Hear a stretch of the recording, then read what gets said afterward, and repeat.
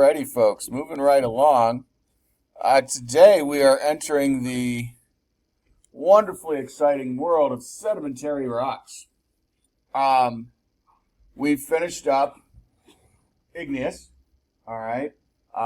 We talked about igneous rocks, of course. Then we talked about volcanoes as a side note, and almost definitely a bigger conversation than igneous rocks itself was. With sedimentary rocks comes the conversation of weathering and erosion. All right, we acknowledge their existence already, but this year I'm trying something different, and I am just going to go through all three rock types first, and then we're going to go talk about some related concepts like weathering and erosion, like geologic time, so on and so forth. So I'm going to try and keep the rocks as a more coherent package, so to speak. I don't think that will translate very well to a test 3 coming really quickly. It might, because I didn't test on volcanoes yet, right? There's a hell of a lot of questions about volcanoes. So I could throw in volcanoes, sedimentary rocks, and metamorph. If I could get 50 points out of that, it's way better than throwing in, 60 more questions on top of that. Because once we hit weathering and erosion and geotime and whatnot, the questions start piling up quickly. I'll have to look and see. I know we barely, seems like we just got done, but we'll see. When are you looking? As you can tell, I have absolutely no idea now. Traditionally, test 3 is right around Thanksgiving, but that's really too late because that leaves us very little for test 4, and it's not really balanced at the end, Yeah, which is a week earlier. So that would feed into this. But we will see. What it boils down to is I don't want to give you like a 35-point test. So if I could get upwards of 50 questions, like I said, with volcanoes, which shouldn't be a bad idea, I could arguably see the 13th. I could even possibly see a week earlier than that, unless that's next week. We're not going to do that. Okay, yeah. So maybe early on. Is that 13th a Tuesday? Or is that a Thursday? Anybody know? 13th is a Thursday. So maybe that Tuesday instead. But that might screw the Wednesday lab people again, I think. Now, what do we say? The rock test starts 19th. So that would actually separate that out nicely. Tuesday the 13th is that stupid, wonderful advising day. I thought that was the 18th. Good. It is. Perfect. Yeah. Perfect. All right. So there you go. Because we'll put metamorphics next. I'll check on my office hours if I can get 50 questions out of this. If so, even 40, mid to high 40s is fine. So yeah, an idea. So rock cycles in the background to all this, and if you remember, one of the things I grumbled about was they had some really generic words for lithify. Okay, lithify means a lot of stuff, and for igneous rocks, lithification, remember lithification means turns to rock, basically. Lithification was cooling and crystallizing. That's helpful. Saying lithify, not so much. For sedimentary rocks, we're actually going to discuss 3 different ways of lithification. Some of you have had said rocks in lab already. Okay. Some of you will have them Monday. You folks at home will have sedimentary rocks within the week. So we're all getting there. For those that haven't had it yet in lab, there's 3 kinds. You'll see that in a moment. There's clastics, the chemicals, and the organics. All right. And somehow I held up 4 fingers for that. But each of those has a slightly different lithification process. So we're going to spend time today mainly talking about that. Oh, and then I could have had that slide up while I was just chatting, because that's basically what I just was talking about. And metamorphics, of course, then will have their own process as well. And we did address all of that in the rock cycle diagram. So as I said, there are 3 types of sedimentary rocks. For you folks out there that are wondering what word I'm saying, it's clastic with a T, not classic. All right? As in a perennial favorite or anything like that. It's clastic. That's clasts. All right, you'll come to know what clasts are. They're rock fragments, but we'll tell you more later. Chemical sedimentary rocks, which are their own thing. You take an entire semester talking about chemical sedimentary rocks. And then organics.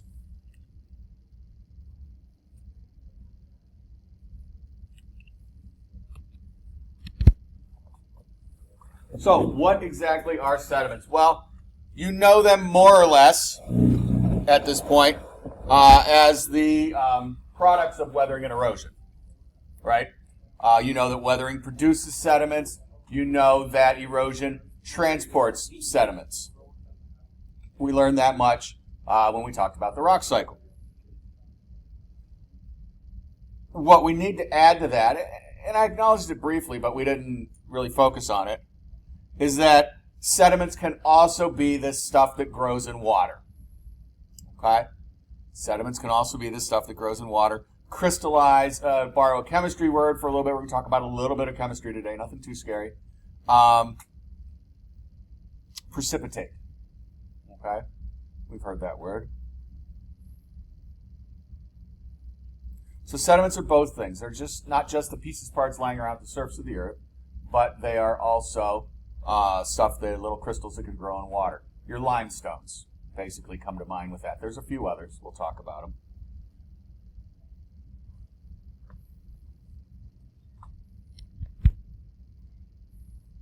That being said, and primarily because of the pieces, parts thing, sediments can be organic. That's new for us. All right, we're used to minerals are inorganic. Igneous rocks, definitely inorganic. Right? But now, we can break up pieces of seashells. We can break up pieces of twigs.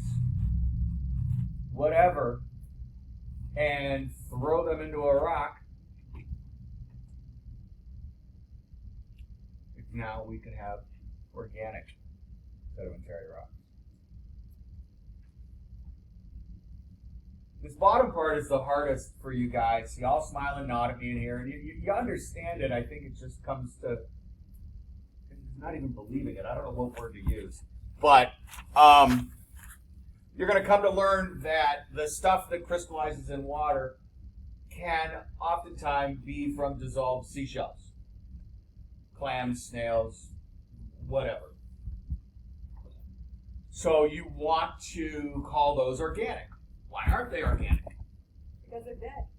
Well, no, that organic just means it was alive at least at some point. Okay? So whether they're alive or dead, hopefully we don't have anything alive in our rocks, but whether they're alive or dead is not the point.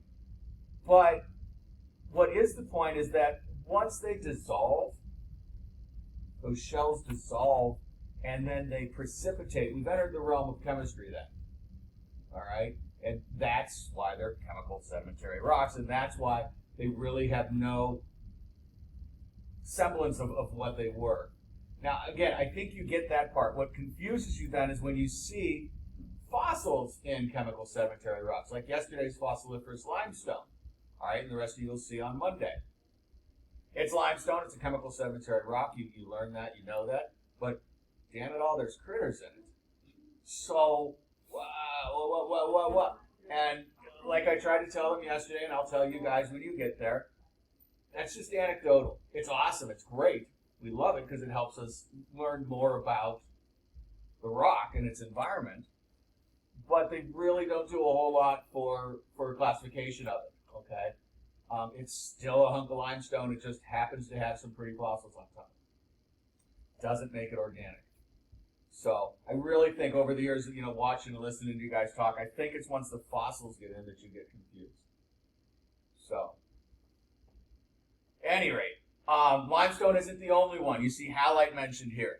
We'll certainly get into this more. Halite is something called an evaporite, and even gypsum.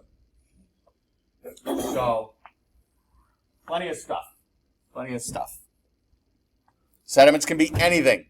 Again, nowadays we used to joke about it. Now that we're finding how much plastic is actually out there, okay, where people are starting to get a little nervous, microplastics and all that.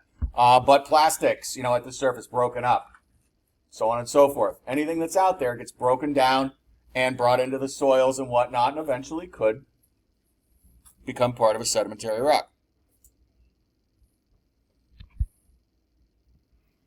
So let's talk about the tree of these.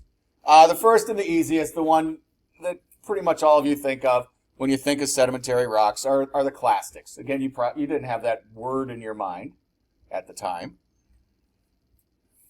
Sandstone, shale, bits and pieces of stuff that's just been rolling around out there, gravel, dust, and everything in between. All right, can get brought together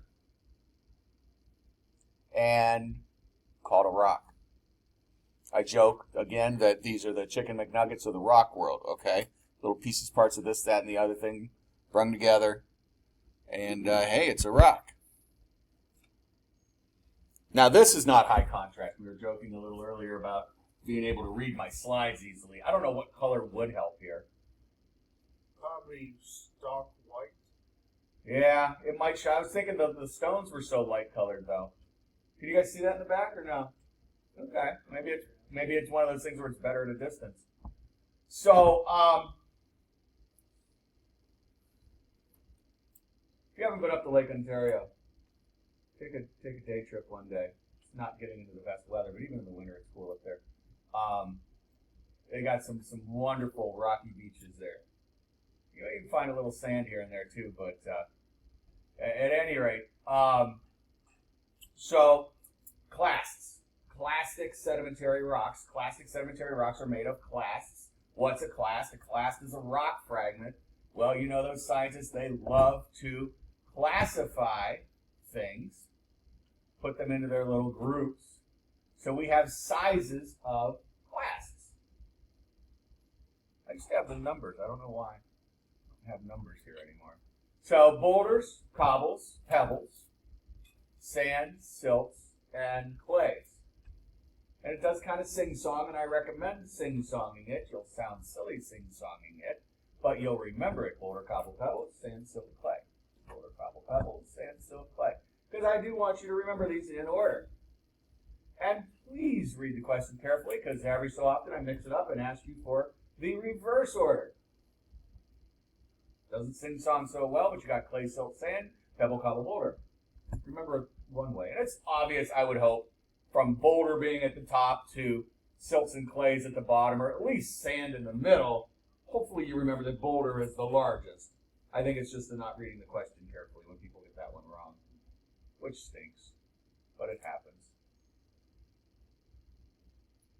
Now the thing is that these are all nouns in your brain. All right? We don't really think about how we classify things as verbs and nouns and surely not prepositions, but we do, okay? And because I could say cobble, and many of you, almost all of you, will have an image of a cobblestone in your head. But these aren't nouns anymore. These are now sizes, all right? Because it could be a cobble-sized piece of, well, squirrel would be hard, but it could be a cobble-sized piece of anything, is my point, all right? Or more so a sand-sized piece of something. So we need to start thinking of these as sand. And again, half of you have seen the rocks for this lab, and you know what I'm talking about now.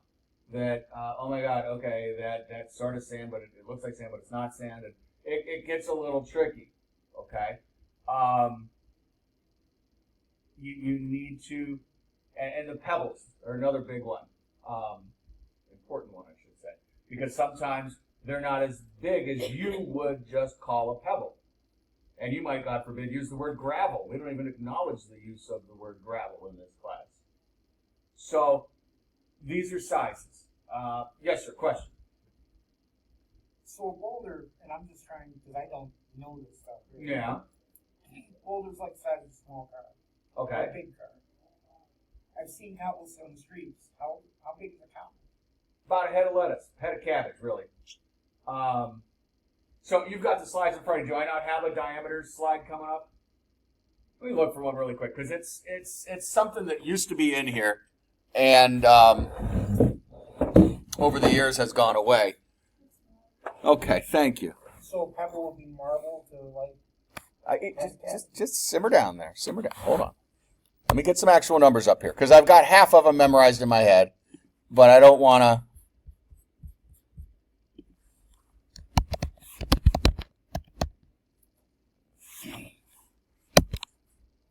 I don't want to misinform y'all.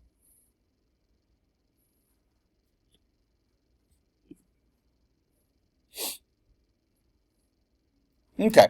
Mainly, so many of you look at me so strangely when I tell you 1/16 of a millimeter because you're like, wait a minute. We just had that whole ruler lab in the beginning of the semester, and 1/16 are on the American side, and you know, the other ones aren't. But yeah, that's geologists for you. Okay. Let me steal this. Press books. Let me steal their address too, so it's not actually stealing. It's borrowing for educational purposes.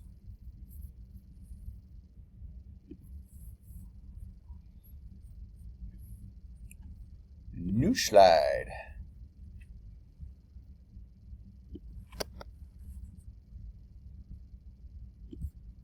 Where are you at? You closed out the tab. Nope. Oh, that is not it.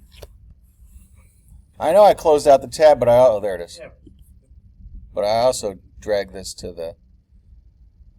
Okay.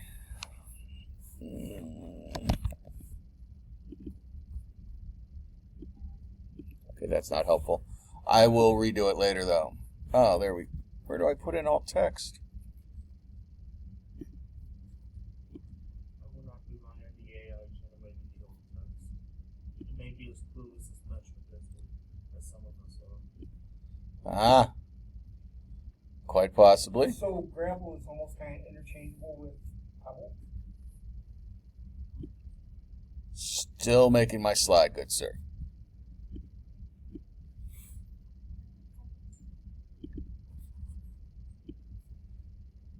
So I accidentally grabbed something with gravel in it then, eh? Yeah.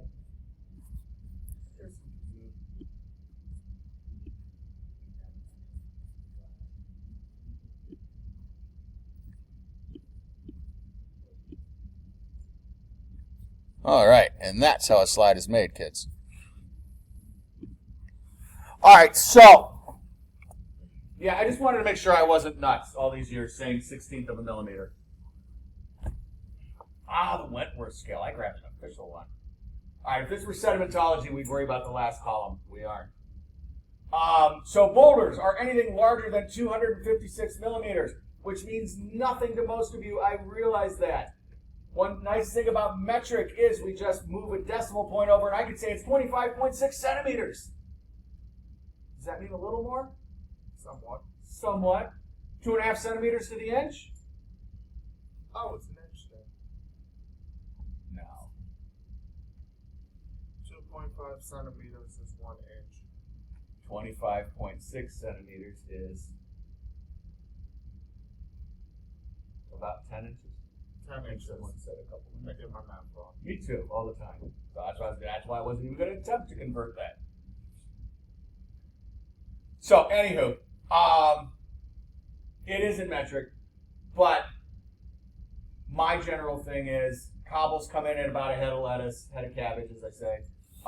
Cabbage is slightly bigger than head lettuce. Generally, I don't use gravel. Sand comes in at 2 millimeters to 1/16 of a millimeter, which is both bigger and smaller than your brain thinks is sand. We'll prove that in lab. Silt is 1/256 to 1/16 of a millimeter, and clay is smaller than 1/256. And it is a lot of fun to measure those. We don't even try. What we do, however, is the old jokes about geologists eating rocks is not entirely false. You can tell the difference between silt and clay by rubbing a little bit on your tooth. Don't rub the rock on your tooth, but some of the powdered rock, silt is gritty, clay is not. You can actually feel the difference. Your fingers are not smooth enough, sensitive enough to tell the difference. Going back to gravel, we would use pebble. Okay, so even though I went through all that to steal this diagram, maybe I'll just keep it in here as a teaching moment. Yeah, we use pebble. So we say boulder, cobble, pebble, sand, silt, clay, not boulder, cobble, gravel. I've seen gravel, Gary, to go back to your question, I've seen gravel straddle pebble and cobble. We use very, very broad. It's like gemstones. It's a big umbrella. They are using it here, and I know nothing of Pressbooks BC campus study. So it's British Columbia and their Earth History Lab, by the looks of this. So I'm certainly not going to argue with them. So like the Cobblestone Street, and you see a stone wall out there. Those are all cobbles. because I would say those are like 10 by 14. Well, no, you just went super wide there. Yeah, I tend to think in terms of roundness. So don't make a, when you go, that's carved. What you just showed with your hands there, I would say that's almost, cut, carved or whatever, loose carved. But a lot of stuff around here we're seeing from the glaciers melting out, especially if you drive up north in the farmers' fields and everything. They're, you would think, pretty much all sieved out by now, but every so often a rock will just surface. And that's where these old stone walls came from.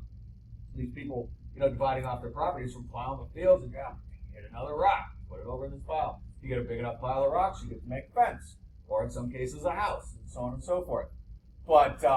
But yeah, these are, and that's a good point, I never really thought about that. These are sort of implying roundish things. But, you're saying a long time ago. Anybody that grew up by a farm, every year you have big crops. So that's what I was just saying. So I have not had the experience, but just driving around and seeing, what looked like an obviously well-established farm, and there's a handful of damn rocks sitting out there. So every year they sort of set up. They have a way of rising to the top, for those of you that don't know about farms and rocks. It's like the frost. It's good. Yeah, it's a good point. So lest we digress anymore. So sand, okay, is a size. What size? Well, now we know, 1/16 of a millimeter to 2 millimeters in diameter. Silt is a size. Clay is a size. So these things that were nouns, okay, are now sizes in your head. So we're going to talk about sand size, grains of blah, blah, blah, and so on and so forth. So what's a sandstone made out of? It goes back to that. It's made out of sand-sized grains of something, typically quartzy kind of materials, but so on and so forth. And what's a boulder? A boulder has, no end size to it. They start at, and I think even 10, because, again, it goes back to sort of colloquial terms. There's a certain size, and again, this is only half a joke, where you say, that's a rock. About if you could pick it up with your hand, that's a rock. If it's smaller than that, a little thing, you're going to call it a pebble. If you're in a parking lot, yeah, you're going to use the word gravel. But you don't walk along a stream bank and say, oh, this is gravel. You're going to say it's pebbles or it's rocks, right? And unless it's sand, in which case you'll say it's sand. And then we had the huge conversation yesterday about mud. That's these two at the bottom. When the stuff is wet, we give it other names sometimes. It's crazy what we do. Just wait till we get to streams. You got rivers, creeks, brooks, streams, It's all the same thing. All right, so don't worry about the Wentworth scale. That's an official thing. I do see that that's in metric as well, which is very nice. But for the most part, I'm never going to have you regurgitate those numbers, okay? You do need to remember boulder, cobble, pebble, sand, silt, clay. And since we are changing things, let's see if white is any better. My guess is no, but I've been wrong before. How do we not have white? Okay, that's not helpful.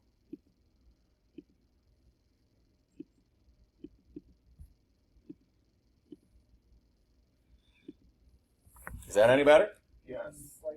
Do the highlight thing on it. Then it covers up my pretty rocks. That is a little easier to. Did you try red? No. Red would be worse. We're done, damn it. We're done. Red would be- Whoa, I didn't mean to do that.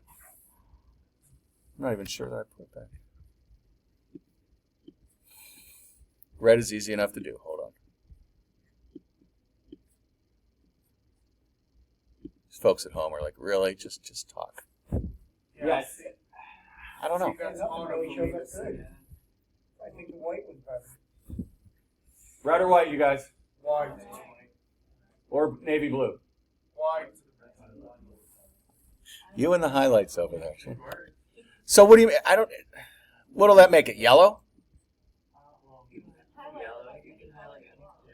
Really? You guys all smart. Where's the highlight button? Yeah, that's hideous. That's what I think of when I grew up. We only had one color highlighter. No, I'm kidding. There we go. That's good. Hey, I like that. Highlight guy, way to go. Giving him too much power. Uh-huh. I didn't know I could change the color of my highlight. My kids are shaking their heads at me. They don't know if they knew I was going through this here. All right, let's make that even bigger. All right. And that should be bold. Or not bold, caps. There. Now that's a slide. Oh, really? The shape and text cannot be edited when using an earlier Okay, I'll worry about that anyway later. Okay, so you just need to remember those words in order. Please. Those are the sizes. Okay, so how do we make clasts into a clastic sedimentary rock? You squeeze them and glue them. Compaction and cementation, okay? Compaction and cementation.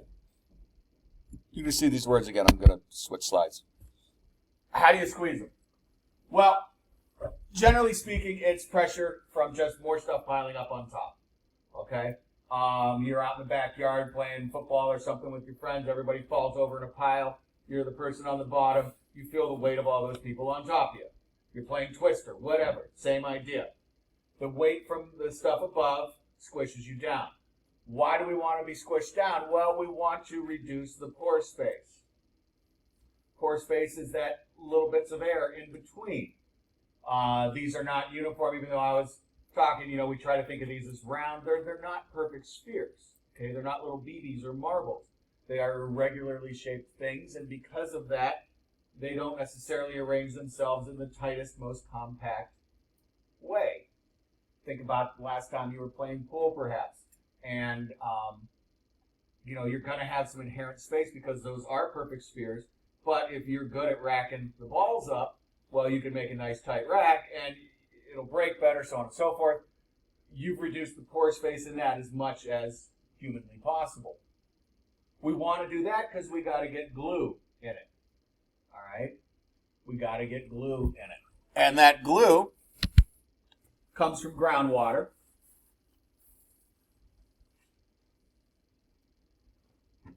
And there's stuff dissolved in the water. You know this anecdotally. You don't maybe think about it too much unless at your house where you grew up, it's a huge problem. You might have heard of hard water, okay? All right, hard water has calcite in it. It flowed through limestone before it got to your house. It's got dissolved calcite in it. We call that hard water. If you've got iron stains in your sinks or toilets or tubs, that's because there's iron in the water. Okay, it flowed through more than likely some sandstone before it came to your house, and it picked up some iron there. And what happens, it's not like it's, we've all seen water, right? It's not like it's thick like Elmer's glue or something like that. But you just got to, I don't ask you this often, you just got to trust me on this one. As it flows through that matrix, that material, it leaves a residue. All right? And over time, that residue builds up, whether it's calcite or iron or even silica can be used as a cement. Anything can be used as a cement, but these are some very common ones. The more the groundwater flows through it, the pore spaces get smaller and smaller until eventually they're plugged up, at which point no more water is flowing through that sediment and it starts to dry up. As it dries up, it turns into glue. You may have noticed sedimentary rocks aren't the most durable rocks out there. Some more fragile than others. All right, but even, a hunk of sandstone, you hit it hard enough, it's going to crumble away.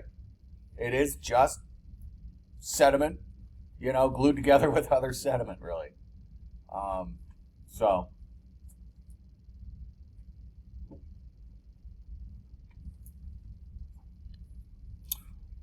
we good on clastics? Way more time than I planned on talking about sizes, but that's good. It'll help future classes. All right, good, because we're moving on to organics. I skipped chemical for a couple reasons. The main reason right now is that because organics are essentially clastic sedimentary rocks, but they have a large component of organic material in them. There's no percentage, at least that I teach. Okay, there might be somewhere that says if it's over 63%, something, They're fairly obvious when they're, organic sedimentary rocks. Coal maybe being an exception because you can't really tell that it used to be plant material, but coal is different enough that you will certainly notice something's up with it.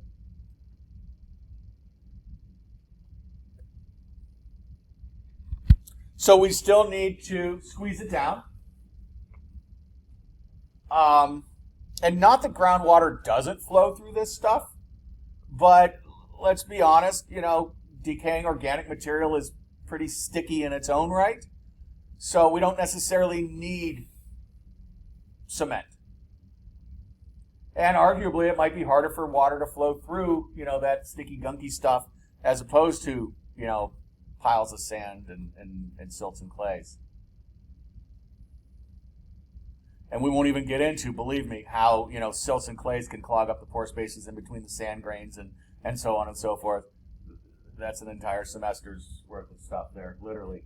But, so going back to this, so, again, not that there's not pore space, but again, it's just not necessary. You can have groundwater flow through. So no cement necessary. Like I said, sort of an asterisk there. And again, eventually that stuff dries out. Now, going back to coal for a moment. All right, coal has a lot more processing going on, to say the least. I always, half joke. One of these days, I'll take one of those sabbaticals, they call them, and go learn more about coal. Doesn't sound like the most exciting thing, but it's been something, for 20-some years I've been meaning to look into more, and I just haven't had a chance. So maybe one of these days. But there's definitely processing. Distilling comes to mind as a good word to use when we talk about coal. Because think about it, it was marsh or swamp, right? So you've got all that plant material, the critters that were in there, all their waste, plus you got mud and muck and stuff. All right, and somehow you have to turn all of that into more or less mostly carbon. Now, there's more than that in there because we all know that coal isn't the best thing to burn anymore. There's a couple reasons for that. One is just all the plant material going back out into the atmosphere. Okay, the plants absorb the CO2 and they use it and so on and so forth. But then when we burn it, we put all that back out there. But also because coal has all that other stuff that we just talked about in there. If you've had a fish tank ever growing up and you were poking around in the gravel and you get this little boop, boop, boop, boop, boop, come up and you get that funky smell, okay?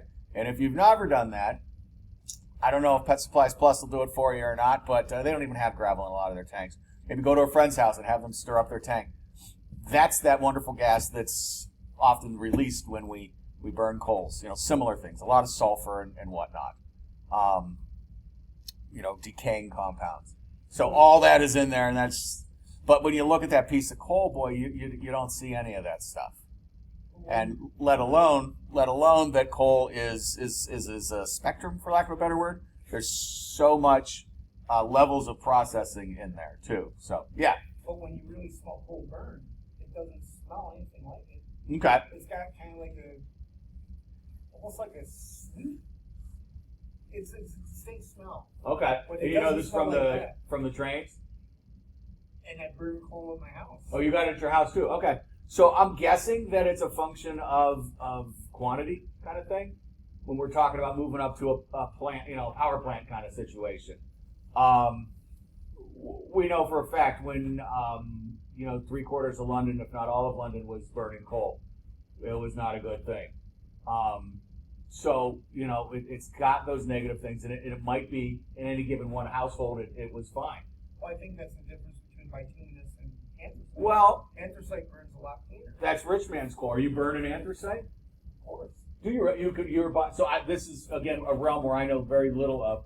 I'd like to think at this day and age, first of all, I can't imagine a coal truck pulling up to anybody's house and dumping a load through the basement. If you had an old house, you've got a little coal chute door here and there. Some of the houses still have them left. So I can't imagine that, but I'm guessing it comes in little pellets nowadays or something like that. Pea, acorn. Okay, different sizes. And But- power plants use rot, which is Big stuff. But more to where I was going with that is since they're bothering to break it down and so on and so forth, that they're going to, for lack of a better word, blend it together. And you have a mix. I'm thinking like charcoal briquettes you go and buy at the store, and it's a mix of God knows what in there. But so they're mixing some anthracite in with some bituminous, hopefully. But you can buy just straight anthracite? Okay, good. Yeah, that is definitely better because that's processed even. I'd love to. Yeah, sure. Do you have pea or acorn? I have acorn. Okay. So, at any rate, there's a lot of processing going on there. And yeah, back in the day, they called that rich man's coal. I imagine it burns longer as well, not just cleaner. But It burns very hot. yeah, I okay. built my house 20 years ago, and I built it with a coal wood converter because the coal, when you burn coal in a stove that will burn wood and coal, instead of using 8 quarts of wood, I use like 1 quart of wood and 500 pounds of coal, and it heats my house. Is that wonderful. cheaper? Yeah. It's very cheap. Coal's a lot cheaper than wood It's like, I think coal's like $7 a bag for 50 pounds. because coal's evil. That's why. No, I'm kidding. But yeah, no, and that's neat stuff. And I've not run into too many students over here. Like my old office mate had the option, I think, to do. He had wood or coal in his, and I think it was too much of a pain in the butt for him. That he didn't mess around. He'd rather just do the pellets, I think. But he did say, yeah, once you got it going, it was nice. So, but yeah, I think it's more of a order of magnitude thing. When you have an entire city doing it, then you start to get the negative effects. You guys sitting in your house, you're venting properly and so on and so forth. Who knows what your neighbors think? No, I'm kidding. But you know, you don't get that effect, that sweet smell. That's interesting. I would never have thought it was a sweet smell. But you can't bring that to class, unfortunately. You could try and burn a piece and see. Well, yeah, I held it under a Bunsen burner one semester. I couldn't get the sucker to go But for once you smell it, you'll never forget the Okay. smell. All right. Well, we'll work on that. All right. So organics. All right. Now we got to slow down and just talk about a little bit of chemistry. Again, it's me, Sesame Streeting it. Imagine Elmo's up here talking to you about chemistry. But it's a few terms we just have to use. So, we got 2 right off the bat. Some of you are already, I see solution, I see precipitation. Precipitation is basically undissolving. That's all it is. Okay, you know what dissolve. Everyone knows what dissolve means, right? Precipitation is the opposite of that. It comes out of solution. Oh, I used a word. Okay. What is solution? Solution is just something, water, with something dissolved in it. That's all. Not scary. Okay? So you're taking water with something dissolved in it, and you're strangely not resolving it, but you're undissolving it, or what we call precipitating.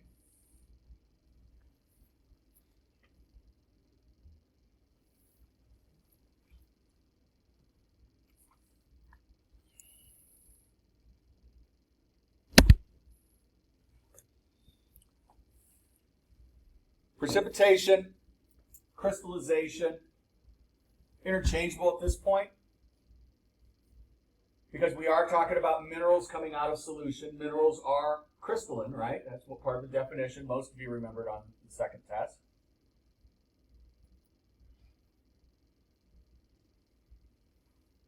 And just like we talked about with the water flowing through the sediments to be glue, okay, there's stuff dissolved in the water. You know that. There's a reason you don't just go to the stream and drink water. Now, you're not worried about the calcite or the iron in the water. You're worried about all the other stuff in the water. But you know that stuff is dissolved in water.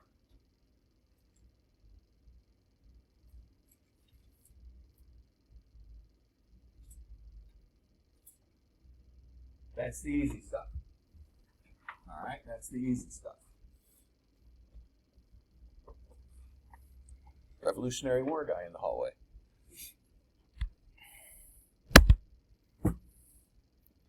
What you might not have known about is that you could only dissolve so much of something into something else. Many of us have been attempting to follow directions for most of our lives, so we're kind of familiar with this. I'm going to talk about hot chocolate a lot. All right? And please don't get into the argument about suspension of chocolate molecules versus truly dissolving or not. We're going to pretend that everything is actually dissolving into the water. Okay? So it varies with whatever it is you're talking about. A cup of water, you can only dissolve 2 teaspoons of salt. Let's say you have a sore throat, your doctor told you to gargle with water. He didn't tell you that number because that's where it tastes good. It certainly doesn't taste good, does it? Okay. Because that's all the salt that you could dissolve into a cup of water. I'm just made up a number, by the way. I don't know if that's right or not. It could be 2 tablespoons. It could be 6. I'm just making up numbers right now. But there is a number, right? Go back to the Swiss Miss conversation for a minute. Hot chocolate. Do you think if they could get you to dissolve half a cup of Swiss Miss into a cup of water, they would? Because it would sell way more hot chocolate, right? There's a reason they tell you only put 2 scoops in, because that's all that you could dissolve into the water. So why can't we make a good cup of cocoa? Well, the reason is none of our mugs are like 8 ounces. That's the first problem. They give you instructions for an 8-ounce mug, but you've got a 10, 12, 14 ounce, depends what you're doing. And we all turn into lab chemists when we're doing that too. We put more cocoa in, no, you gotta do it. Then you spill it because you're stirring it so hard, and then so you lost some of the water. It gets crazy. But there are rules. Can we accept that? Okay. So the same is true when we're talking about out in the oceans or in a lake. All right. It's a little harder to picture because you don't have walls around your cups, but maybe picture a bay, because bays are sort of enclosed. All right. And so you could only dissolve so many dead clams and snails into that much water. How many? We don't know, but you know there's a number. Okay. And just like air, somehow it is compartmentalized. It's local. Those little air pockets we talk about going up and down. I know we didn't talk about weather in here too much, but you're familiar, right? So that number is what we say is saturated. Okay? That's what saturated is. You dissolved as much of something into something as it will possibly hold of that thing. Now this is where chemistry gets weird. You could probably mix something else in too, and it'll have its own little saturation level. And I'm sure it's affected. Again, we don't want to go there. But that's what saturated means. The problem is that may have heard water, the universal solvent. Okay, water will dissolve anything. It can't want, right? That's a human sort of trait. But we talk about water just wants to dissolve. It has to dissolve. So when there's still more clams and snails and whatnot down there, it will spit out what it's already dissolved in order to dissolve more stuff. That's the crazy part, I think. That's precipitation. So there's more stuff waiting to dissolve. It'll, whatever's on it, dissolved in it already. So it can, there's more stuff to dissolve. We got to go dissolve that. So it spits out some calcite or whatever it happened to dissolve. Some little critters with silica shells instead. And we'll make some chert instead of limestone. So on and so forth. Or gypsum crystals, or salt flats out in Utah, or around the Dead Sea, or wherever. So we understand saturation. You can only dissolve so much of something into something else. So oversaturation then leads to, as we just said, precipitation. Now, I talked about one of these examples. I talked about what I call over-dissolving. Again, I don't have a better word for it.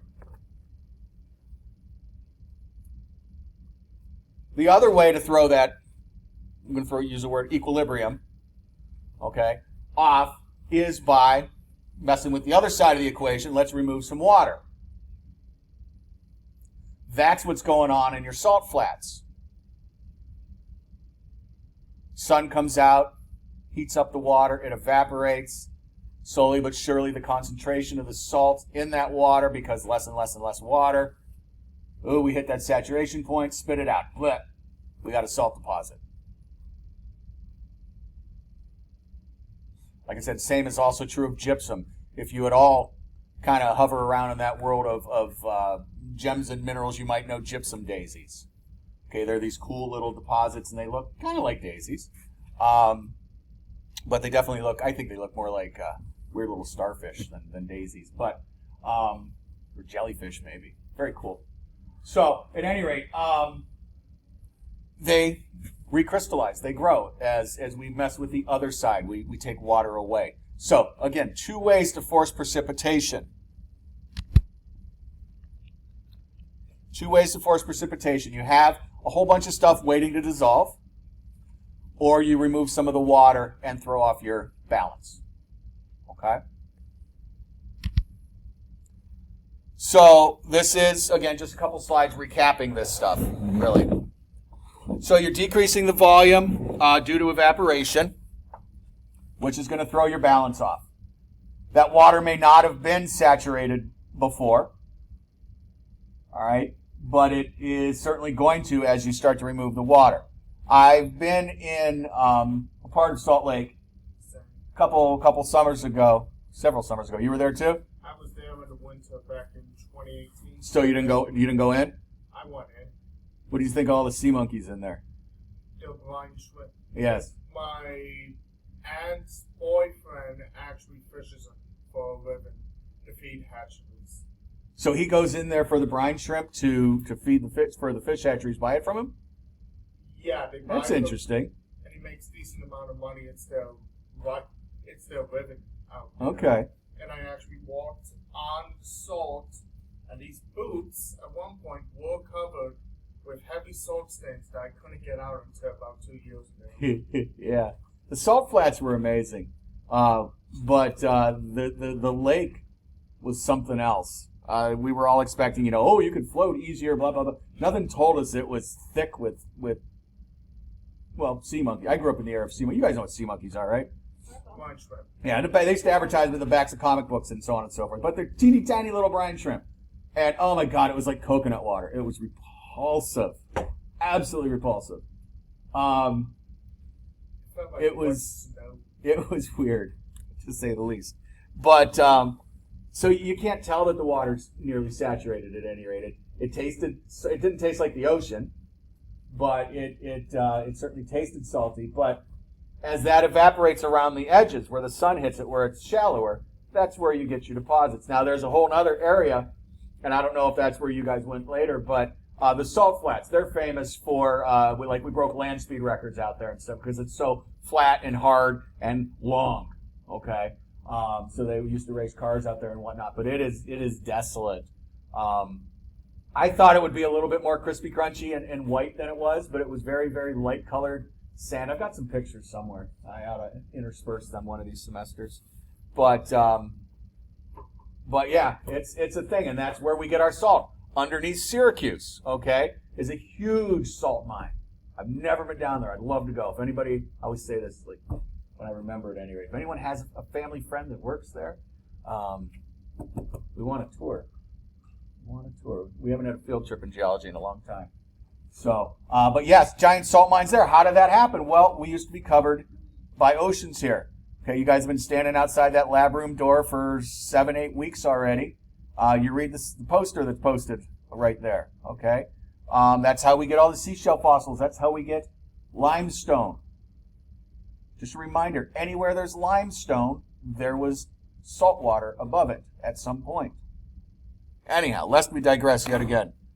So evaporates, halite, rock salt, and as I mentioned, gypsum. You might want to remember rock examples, okay? I'm not going to hold up a piece of halite in here and say, what is this? Or a piece of gypsum. But you should know at this point that halite and gypsum are examples of examples of evaporates, which are chemical sedimentary rocks. That's like compound stuff there. We moved up one notch on Bloom's taxonomy there just now. And then here's the over-dissolving thing. I make more of a stink about this than I probably should. I think you guys get it. But I do have one more sort of metaphor, whatever you want to call it, for folks that just still aren't really processing what's going on here. Imagine some bar, and I've asked over the years, and I've quit asking now, somewhere that's popular enough where there's a huge line outside. And they're like, yeah, right. Well, you've seen them on TV at any rate, okay? So imagine you're sitting there waiting in line, and the bouncer looks at you and says, oh, man, you guys have been here, what, like 20 minutes? Hold on a minute. And he goes in and finds 2 or 3 people and says, all right, you guys have been in here too long. I got some people outside that want to get in. That doesn't happen, okay? But if it did, that's sort of what's happening here. Again, the water can't see that there's seashells down there. The water doesn't want to dissolve them. It does.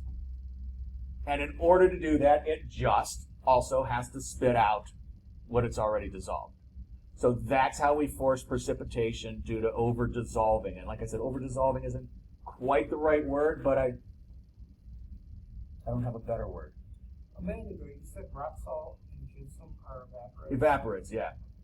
I don't even know if the word evaporate showed up, but evap or ite for the spelling impaired out there. And this is just more narrative.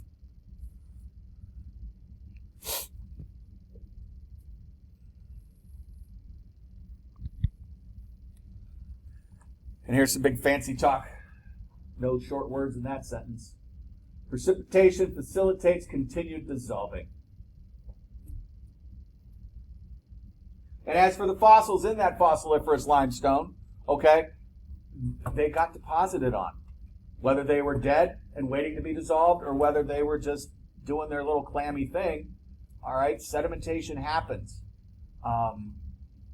Again, it's only sort of a joke. It's hard for clams to run away, all right? They don't really notice that the fact that they're slowly being covered. Snails could get a bit of a run going, but still they're just running into more deposition. So, and I haven't used that word yet, deposition, okay? That's sediments being put down. It's easy to think about with a stream makes deposits. The wind makes deposits. But these are deposits as well. Precipitation is a deposit. Awesome. So, and as I just indicated, you might want to remember some rocks that fit into each of these categories, okay? What are some classic sedimentary rocks? Those of you that had lab yesterday, you could be the leaders now.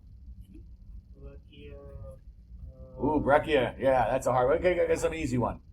Sandstone. Sandstone. Shale, all right? Sandstone and shale come to mind very easily. Yes, there's others. Chemical sedimentary rocks. We just gave you a whole bunch. Chert. Again, that's a hard one. Chert, yes. Limestone. Give yourself an easy gimme. Organics. Coal immediately comes to mind. Those of you that had lab yesterday, give us another one. Peat or granola bar rock, Rice Krispie rock. Oh, coquina. Coquina, yeah, coquina, however you want to say it.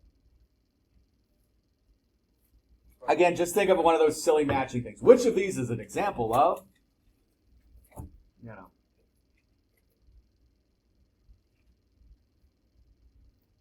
right. So that's sedimentary rocks. Like I said, we're going to touch on stuff a little more when we do erosion and weathering and erosion, okay? We're going to talk about it a little bit when we do geotime. But as far as talking about, the nitty-gritty of how the rocks are and how they're made and so on and so forth, this is it. So when you read the sedimentary rocks chapter, again, my usual disclaimer, if you're seeing something in the text that we didn't talk about, well, I probably won't test you on it. But if you have questions about it, please, feel free to ask. I might know the answers. You never know. But don't stress about something.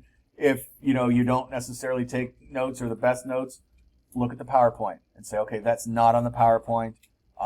He probably didn't talk about it. Or God forbid you just even ask. Hey, I read about blah, blah, blah.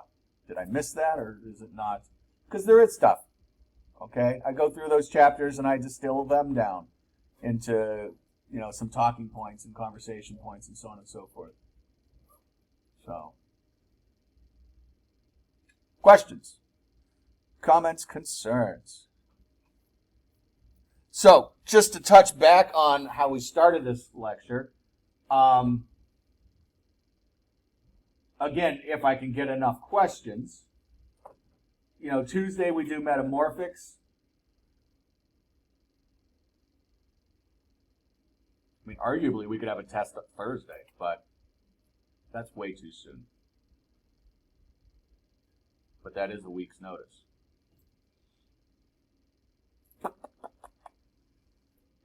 Keep an eye out for an announcement. I'm going to go, like I said, I just have a short amount of office hours today because I've got a human life science lab that comes in that I got to start teaching fairly early. I get about half hour, 45 minutes, but I will try to get to this and see what I can do for a question count. The problem is what would I stick in on like 1.5 days? Yeah, question. So what topics are going to be on the third exam? Well, that's what I'm still pondering. Oh, okay. So it's I mean, volcanoes, sedimentary rocks, metamorphic rocks. Igneous, we already tested you on. I mean, you might get a question or two repeat because volcanoes involves them, at least the extrusive ones. But I got to see if that's enough questions. But if that's enough questions, that actually puts us having a test on Thursday. And that's kind of soon. I don't know. What would you guys think of a test a week from today if it was only on those 3 things? Yeah, but you're smart.